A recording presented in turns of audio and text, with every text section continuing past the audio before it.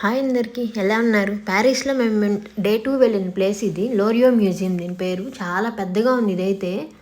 Same to same Mysore ప్యాలెస్లా అనిపించింది నాకైతే. కొంచెం ఆర్కిటెక్చర్ డిఫరెంట్గా ఉంది అంతే. మీలో ఎంతమంది మైసూర్ ప్యాలెస్ చూసారో కామెంట్ చేయండి. నేనైతే ఒకసారి అనుకుంటాను వెళ్ళాను 2019లో. చాలా బాగుంది అది కూడా. ఇక్కడ చూసారా ఎంత పెద్దగా ఉందో. ఆర్కిటెక్చర్ అయితే చాలా బాగుంది. మేము వెళ్ళేసరికి చాలామంది ఉన్నారు. వీళ్ళందరూ ఎప్పుడు వస్తారా అనుకుంటాను నేనైతే.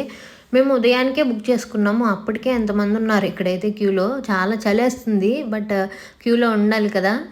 క్యూ సిస్టమ్ మాత్రం భలే ఫాలో అవుతారు వీళ్ళైతే. నాకు అది బాగా నచ్చుతుంది. ఎవరు ఫోర్స్ చేయరు ఒకరిని ఒకళ్ళు. ఇక్కడ చూసారా, ఇవే మా టికెట్స్. మా పాపకైతే ఫ్రీ అనుకుంటాను. మా ఇద్దరికి టికెట్స్ బుక్ చేసుకున్నాము. ఇది కూడా ముందే బుక్ చేసుకున్నాం మేమైతే.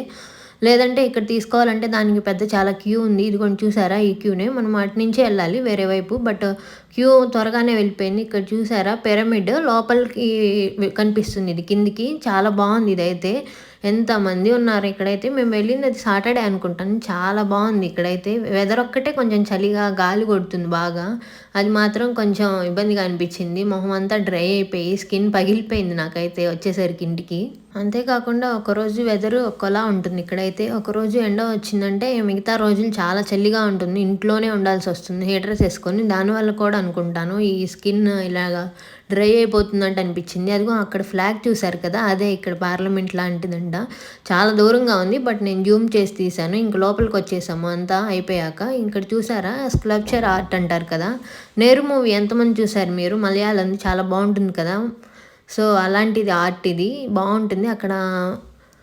ఇక్కడ చూసారు కదా, ఇంకా ఇలాంటివన్నీ ఉన్నాయి స్కల్ప్చర్ ఆర్ట్. చాలా బాగున్నాయి ఇవైతే. అసలు అప్పట్లోనే అలా ఎంత టాలెంట్గా చేశారో నాకు అర్థం కాలేదు. ఇంక తర్వాత లోపలికంతా తిరుగుతూ ఉన్నాము.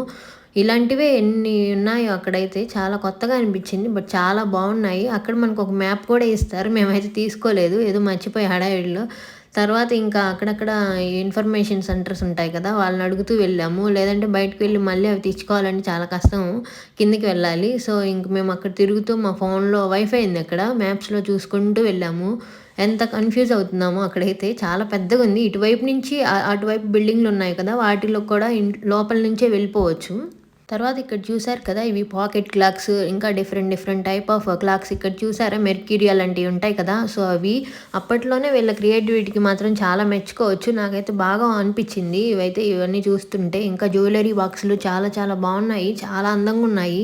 భలే భలే అనిపించాయి నాకైతే. ఇక్కడ చూసారు కదా పెయింటింగ్లు ఎంత పెద్దవో. ఇవి క్లాత్ మీద వేసిన పెయింటింగ్స్ అంట. వాటికి పెద్ద ఫ్రేమ్లో పెట్టారు. ఇంకా వార్స్ జరుగుతాయి కదా, అలాంటి వాటిల్లో వాడే కాస్ట్యూమ్ అంటే ఇది. ఇంకా నేను కొన్ని ఉన్నాయి వెబన్స్, అవి తీయలేదు. మేము కాపీరైట్స్ ఇలాంటివి వస్తాయని. ఇది చూసారు కదా, ఫుల్ బాడీ ఏమంటారు సెక్యూరిటీ కోసము. చాలా బాగుంది ఇదైతే. ఇంకా పెయింటింగ్స్ మాత్రం వీళ్ళు బాగా ఇష్టపడతారు అనుకుంటాను. ఇంట్లో కూడా ఎవరింట్లోకి వెళ్ళినా చాలా మంచి ఫ్రేమ్స్ ఉంటాయి. వీళ్ళ బాగా ప్రిఫరెన్స్ ఇస్తారు వాటికైతే. ఇంటిని చాలా చక్కగా పెట్టుకుంటారు ఇక్కడ. మా జర్మనీలో కూడా అంతే. చాలామంది ఇళ్ళల్లో చూశాను నేను వీడియోస్ కానీ. ఇంకా అలాగా ఫర్నిచర్ అయితే same as it is Mysore ప్యాలెస్లో లాగే అనిపించింది. ఇంకా మైసూర్ ప్యాలెస్లో ఇక్కడ లేనివి కూడా ఉన్నాయనిపించింది నాకైతే. అక్కడైతే గోల్డ్ చైర్ ఉంటుంది కదా, వీళ్ళు ఎంతమంది చూసారు అది? నాకైతే క్రేజీగా అనిపించింది ఆ చైర్ చూసినప్పుడైతే. ఇంకా ఇక్కడ చూసారు కదా, వాళ్ళు వాడే ల్యాంప్స్, ఇంకా మిర్రర్స్, ఇలాంటివన్నీ చాలా ఉన్నాయి ఇక్కడ. అక్కడ మనమే ఆ లైట్ వేసుకొని వీడియో తీస్తుంది. ఇక్కడ చూసారు కదా, ఇది సిల్వర్ని బేస్ చేసుకొని మట్టితో చేశారంట. ఎన్నో వందల సంవత్సరాల క్రితం. ఇంకా క్రొకరీ యూనిట్ ఇవన్నీ చాలా బాగున్నాయి. ఇక్కడ చూసారా, ఇంకా గోల్డ్ని ఆర్గనైజ్ చేసుకునే బాక్సులు, వాటిని కూడా మళ్ళీ గోల్డ్తో చేశారు, డైమండ్స్తో. చాలా అంటే చాలా బాగున్నాయి. నాకైతే కొన్ని తెచ్చుకోవాలనిపించింది, ఇస్తారేమో అని. ఇంకా ఇక్కడ చూసారు కదా ఎంత అందంగా చేశారో. ఇలాంటివే యూనిక్ పీస్లు అనుకుంటాను, యాంటిక్ పీస్లు అంటారు కదా. ఇంకా బయట ఎక్కడ దొరకవు కదా. ఇవి చూసారా మమ్మీ బాక్సెస్ అంట. ఇట్లా స్టోర్ చేస్తారంట వాళ్ళు. ఇంకా ఎక్కడి నుంచో ఇలా ఇంపోర్ట్ చేసుకొని ఇక్కడ మ్యూజియంలో పెట్టారు. చాలా చాలా థింగ్స్ ఉన్నాయి, డిఫరెంట్ సైజులు, ఇంకా చాలా డిఫరెంట్ బాడీ షేప్స్ అలాగ డిఫరెంట్గా ఉన్నాయి. ఇంకా తర్వాత మమ్మీ దగ్గరకు కూడా వెళ్ళాము మేము. ఈజిప్ట్ మమ్మీ దగ్గరికి చూసాము. ఒక క్లాత్లో ఫోల్డ్ చేశారు, ఎప్పుడో ఫోల్డ్ చేశారు కదా, సో కొంచెం పాడవుతూ వస్తుంది. ఇంకా చూసారు కదా, ఇక్కడ పెద్ద పెద్ద ల్యాంప్స్ చాలా బాగున్నాయి. అసలు ఎంత క్రియేటివిటీ ఉందో. గోల్డ్ చూసారా, మేమైతే అడిగి ఎక్కడుందో అది మాత్రం తప్పకుండా చూడాలని చెప్పి వెళ్ళాము. ఇంక తర్వాత ఇక్కడ పెద్ద పెద్ద మిర్రర్స్ ఉన్నాయి. ఇంక మేము వీడియోలు తీసుకుంటూ ఉన్నాను నేనైతే. మా ఇంట్లో వాళ్ళకైతే నా పిచ్చి చూసి మెంటలెక్కుతుందనుకుంటా. ఈ వీడియోలు, ఫోటోలు చూసి వాళ్ళ ఇన్నర్ ఫీలింగ్ అదే. ఒక్కొక్కసారి మా పాప అయితే అంటుంది, "నువ్వు నీ ఫోటోలు మమ్మీ ఎన్ని సార్లు తీసుకుంటావు" అని. బట్ నాకైతే ఇంక మళ్ళీ మన కళ్ళతో చూసినవి ఇలా కూడా క్యాప్చర్ చేయాలి కదా అనిపిస్తుంది. నాకైతే చాలా నచ్చాయి. ఈ పెయింటింగ్స్ అప్పట్లో ఎలా వేసి మళ్ళీ వాటిని ఇలా ఎలా సెట్ చేశారో నాకు అర్థం కాలేదు అసలు. ఎటువైపు నుంచి ఎలా సెట్ చేశారో చాలా బాగున్నాయి ఇవైతే. వీళ్ళ క్రియేటివిటీ మాత్రం బాగా మెచ్చుకోవచ్చు. ఇక్కడ చూసారు ఆర్కిటెక్చర్ ఎలా ఉందో అసలు.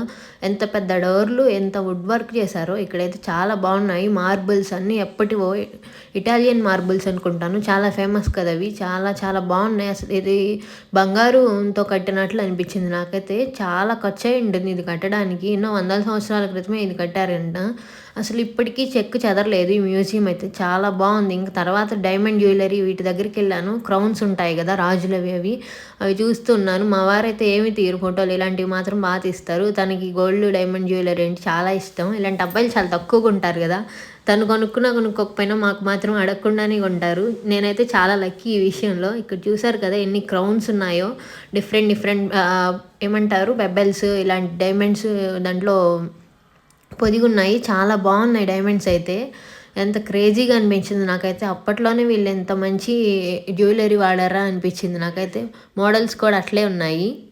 తర్వాత అయితే ద మోస్ట్ ఫేమస్ పెయింటింగ్ దగ్గరికి వెళ్ళాము. మీరు ఏం పెయింటింగో అది గెస్ట్ చేయండి. చూసారు కదా ఇక్కడ ఎంత క్యూ ఉందో. అసలు ఎలా నెట్టుకుంటున్నారు ఇక్కడ మాత్రం.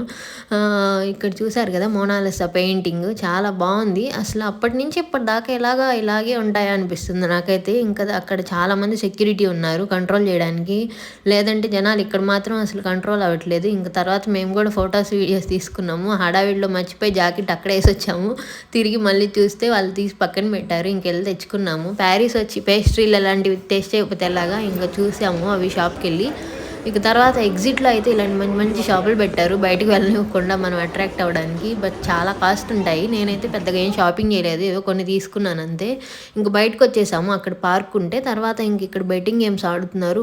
వాళ్ళనే తీసుకొచ్చి వాళ్ళు బకరాల్లాగా యాక్టింగ్ చేస్తారు. తర్వాత మనల్ని బకరాలు చేస్తారు. నాకైతే చాలా భయం అనిపించింది. బట్ చూసామంటే మనల్ని కూడా పిలుస్తారు దగ్గరికి. ఇంకా ఇలాంటి వీడియోస్ చాలా తీశాను నేను. ఇంట్రెస్ట్ ఉంటే చెక్ చేయండి ఒకసారి. తర్వాత ఇంకా రివర్ సైడ్ బ్రిడ్జ్ ఉంది, అక్కడికి వచ్చాము. ఇంకా అవి చూసేసిన తర్వాత ఇక్కడ ఒక ఈవెంట్ జరుగుతుంది టవర్ దగ్గర. సో అక్కడ చూసేసి మనం ఇలా అదమరిచి ఉన్నప్పుడే మన దగ్గర ఏం తెలియకుండా నొక్కేస్తారంట అన్నీ. చాలా భయంగా ఉంటుంది ప్యారిస్లో మాత్రం. అది ప్యారిస్లో కొంచెం దొంగల భయం ఎక్కువే. ఈ పాస్పోర్ట్స్, ఇలాంటి ఫోన్స్ ఇవి మాత్రం జాగ్రత్తగా ఉంచుకోవాలి. అసలు ట్రైన్లో అయితే ఎంత క్రౌడ్ ఎక్కువగా ఉన్నాయో వీటిల్లో అయితే. వాళ్ళు కూడా అనౌన్స్ చేస్తుంటారు జాగ్రత్త పిక్ పాకెటర్స్ ఉంటారని. ఎక్కడ పడితే అక్కడ రాసి ఉంటుంది జాగ్రత్త అని చెప్పి. మాకైతే ఎవరు మనల్ని అబ్జర్వ్ చేయట్లేదు కదా అని చెప్పి చూసుకుంటూ వెళ్ళడమే.